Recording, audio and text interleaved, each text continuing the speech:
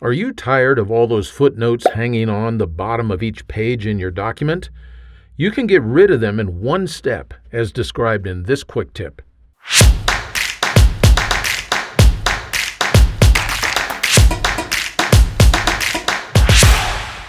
Certain types of documents require the use of footnotes to help document sources or provide additional information relative to the content being discussed.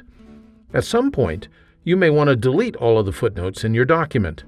One thing that you can try is to do a simple search and replace to remove them all. Start by pressing Ctrl-H, which displays the Find and Replace dialog box, and the Replace tab is selected within the dialog box. The thing that you want to find is a "F.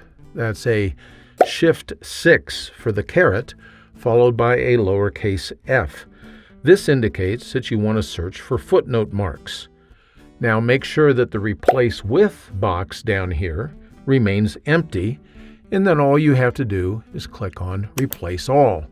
You can see that in this document, Word indicated that 2 replacements were made, which means that 2 footnotes were removed from the document. At this point, I can go ahead and dismiss these dialog boxes and close them and go work with the document as I want to.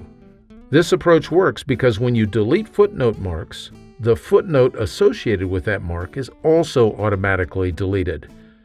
I hope that you found this quick tip helpful. If you did, you might consider signing up for the free Word Tips newsletter. Information is in the notes just below this video. Thanks for spending a few minutes with me today.